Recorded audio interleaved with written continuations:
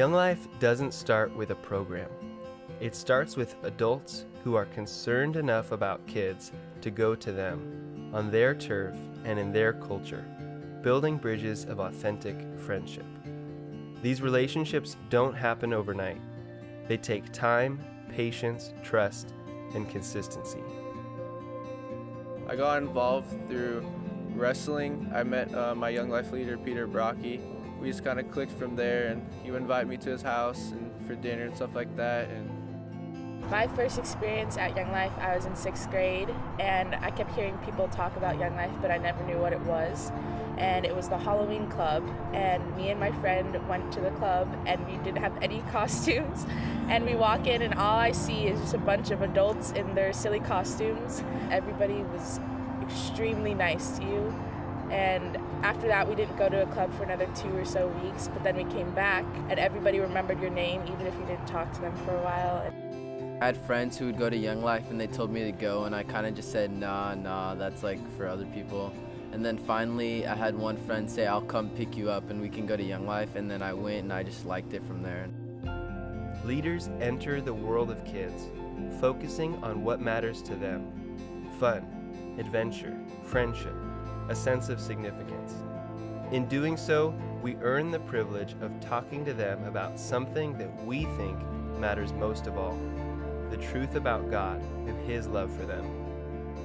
A lot of teens deal with peer pressure and pressure from the people around them, and that's difficult for some people. It's hard for them to understand why things are happening. I think what matters to teenagers most is their friends, and people may think that social media and all that stuff is important, but it's mostly just having friends who you really like and trust.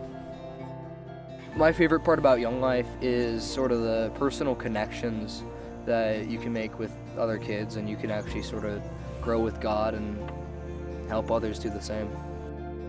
when I first met my Young Life leader, I thought this is a pretty weird guy.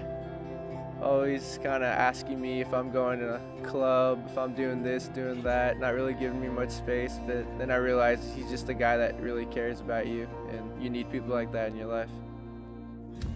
The most memorable moment that I've had so far, at least, is I got to do a talk in front of one of our clubs this one time. Me and another student leader, this girl, we both went up and we gave micro testimonies. Mine was about my dad and how losing him when I was a kid sort of affected me, but I got to find God through that in a lot of ways. And I thought that being able to share that story with so many other people was liberating, but it was also super cool because I got to sort of tell people about my relationship with Jesus. And this is Kristen. She's my Young Life leader.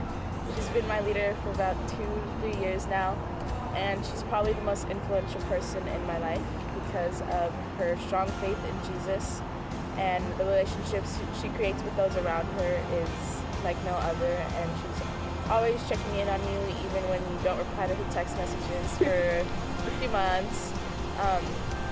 She's always trying to meet up with you, and when you do meet up, she just welcomes you with a really big hug.